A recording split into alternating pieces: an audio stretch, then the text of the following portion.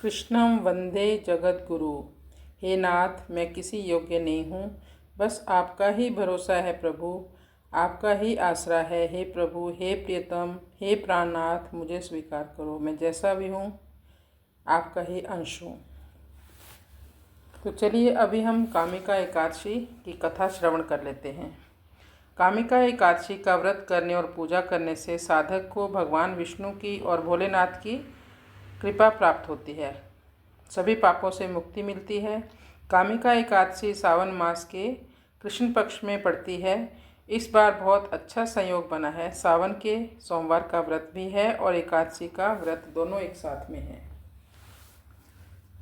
संत राजा युधिष्ठिर महाराज ने कहा, हे सर्वोच्च भगवान, मैंने आपसे आषाढ़ माह के शुक्ल पक्ष में होने वाली देवशायनी एकादशी के व्रत की महिमा सुनी है। अब मैं आपसे श्रावण यानी जुलाई अगस्त माह के कृष्ण पक्ष में होने वाली एकादशी की महिमा सुनना चाहता हूँ। हे गोविंद देव, कृपा मुझ पर दया करें और इसकी महिमा समझाएं। हे सर्वोच्च वासुदेव, मैं आपको अपना सबसे विनम्र प्रणाम अर्पित करता हूँ। सर्वोच्च भगवान श्री कृष्ण ने उत्तर दिया, हे राजन, कृपया ध्यान से सुने, क्योंकि मैं इस पवित्र व्रत के शुभ प्रभाव का वर्णन करता हूँ जो सभी पापों को दूर करता है। नारद मुनि ने एक बार भगवान ब्रह्मा से इसी विषय पर पूछा था। हे सभी प्राणियों के अधिपति, नारद जी ने कहा, हे जल से उत्पन्न कमल सिंहासन पर विराजमान, कृपया मुझे यह भी बताएं कि उस पवित्र दिन किस देवता की पूजा करनी चाहिए, उसे करने की विधि क्या है और उसे क्या पुण्य प्राप्त होता है। भगवान ब्रह्मा ने उत्तर दिया, हे मेरे प्रिय पुत्र नारद, समस्त मानव जाति के कल्याण के लिए मैं तुम्हें वह सब कुछ प्रसन्नतापूर्वक बताऊंगा जो तुम जानना चाहते हो, क्योंकि कामिका एकादशी की महिमा सुनने मात्र से अश्वमेध यज्ञ करने वाले के समान पुण्य प्राप्त होता है। निश्चय ही जो व्यक्ति चतुर्भुज भगवान गदाधर की पूजा करता है और उनके चरण कमलों का ध्यान करता है, जो अपने हाथों में शंख चक्र गदा और कमल धारण करते हैं और जिन्हें श्रीधर, हरि, विष्णु, माधव और मधुसूदन भी कहते हैं, उसे महान पुण्य प्राप्त होता है। और ऐसे व्यक्ति भक्त को जो अनन्य रूप से भगवान विष्णु की पूजा करता है, जो काशी यानी वाराणसी, नैमिषारण्य के वन में या पुष्कर के गंगा में पवित्र स्नान करने वाले को प्राप्त होने वाले पुण्य से कहीं ज़्यादा है, जो इस ग्रह पर एकमात्र ऐसा स्थान है जहाँ मेरी औपचारिक रूप से पूजा की जाती है। लेकिन जो व्यक्ति इस कामिका एकादशी का व्रत करता है और भगवान श्री कृष्ण की पूजा भी करता है, उसे हिमालय में भगवान केदारनाथ के दर्शन करने वाले, सूर्य ग्रहण के दौरान कुरुक्षेत्र में स्नान करने वाले, वनों और समुद्रों सहित पूरी पृथ्वी दान करने वाले, गंडकी नदी जहाँ पवित्र शालिग्राम पाए जाते हैं, या गोदावरी नदी में सोमवार को पूर्णिमा के दिन स्नान करने वाले से भी अधिक पुण्य प्राप्त होता है जब सिंह और गुरु का मिलन होता है। कामिका एकादशी का व्रत करने से दूध देने वाली गाय और उसके शुभ बछड़े को उनके चारे सहित दान करने के समान पुण्य प्राप्त होता है। इस पावन दिन पर जो कोई भी भगवान श्रीधर देव विष्णु की पूजा करता है, उसकी सभी देव, गंधर्व, पन्नग और नागगण महिमा करते हैं। जो लोग अपने पिछले पापों से भयभीत हैं और पाप में भौतिक जीवन में पूरी तरह डूबे हुए हैं, उन्हें कम से कम अपनी क्षमता के अनुसार इस सर्वश्रेष्ठ एकादशी का व्रत अवश्य करना चाहिए और इस प्रकार मोक्ष प्राप्त करना चाहिए। यह एकादशी सभी दिनों में सबसे पवित्र और जातक के पापों को दूर करने वाली है और सबसे शक्तिशाली एकादशी है। हे नारद जी, भगवान श्री हरि ने स्वयं एक बार इस एकादशी के बारे में कहा था, जो व्यक्ति कामिका एकादशी का व्रत करता है, उसे समस्त आध्यात्मिक ग्रंथों का अध्ययन करने वाले व्यक्ति से भी अधिक पुण्य प्राप्त होता है।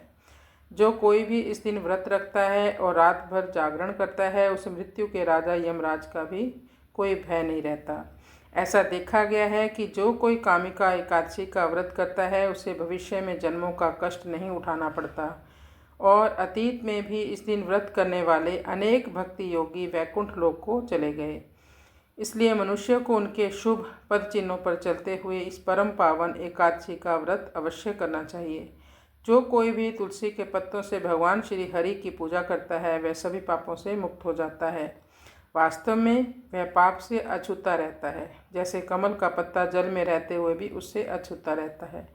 जो कोई भी भगवान श्री हरि को पवित्र तुलसी वृक्ष का केवल एक पत्ता ही अर्पित करता है, उसे उतना ही पुण्य प्राप्त होता है जितना 200 ग्राम सोना और 800 ग्राम चांदी का पुण्य होता है। भगवान मोती, माणिक, पुखराज, हीरे, लापिस, लाजुली, नीलम, गोमेद, लहसुनी और मूंगे से पूजन करने वाले की अपेक्षा तुलसी के एक पत्ते से प्रसन्न हो जाते हैं, ज़्यादा प्रसन्न होते हैं। जो व्यक्ति भगवान केशव को तुलसी के पौधे से निकली हुई मंजरी की जो मंजरी निकलती है कलियां सी वो अर्पित करता है, वह इस जन्म या किसी अन्य जन्म में किए गए सभी पापों से मुक्त हो जाता है। वास्तव में कामिका एकादशी पर तुलसी के दर्शन मात्र से सभी पाप नष्ट हो जाते हैं और उन्हें स्पर्श करने मात्र से ही उनकी पूजा करने से सभी प्रकार के रोग दूर हो जाते हैं। जो व्यक्ति तुलसी देवी को जल चढ़ाता है उसे मृत्यु के देवता यमराज का भय नहीं रहता। जो व्यक्ति इस दिन तुलसी का रोपण या प्रत्यारोपण करता है वह अंततः भगवान श्री कृष्ण के साथ उनके ही धाम में निवास करेगा। इसलिए भक्ति में मोक्ष प्रदान करने वाली श्रीमती तुलसी देवी को प्रतिदिन पूर्ण प्रणाम करना चाहिए। यमराज के सचिव चित्रगुप्त भी अर्पण करने वाले के पुण्य की गणना नहीं कर सकते। श्रीमती तुलसी देवी एक सतत जलता हुआ घी का दीपक।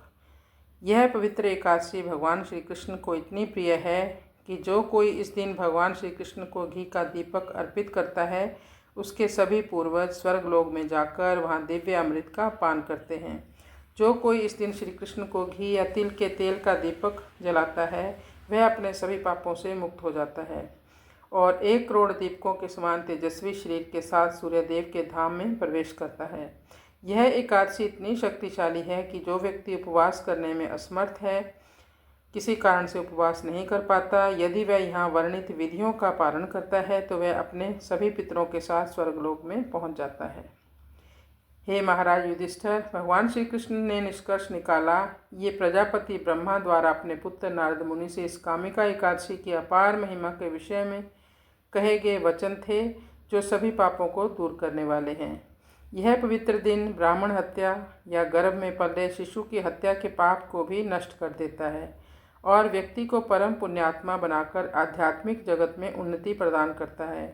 जो व्यक्ति निर्दोष अर्थात ब्राह्मण, गर्भस्थ शिशु, पवित्र और निष्कलंक स्त्री आदि का वध करता है और बाद में कामिका एकादशी की महिमा सुनता है वह भी अपने पापों के फल से मुक्त हो जाता है।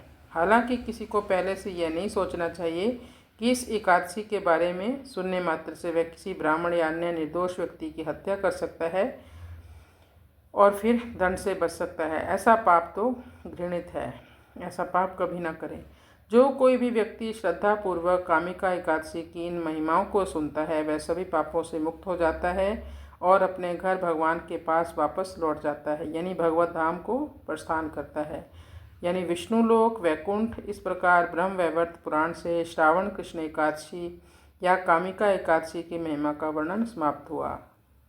हरे कृष्ण कृष्ण कृष्ण हरे हरे, हरे राम राम राम हरे हरे। श्री कृष्ण अर्पणस्तु, श्री कृष्ण अर्पणस्तु। कृष्णाय वासुदेवाय हरे परमात्मने प्रणतक्लेशनाशाय गोविंदाय नमो नमः।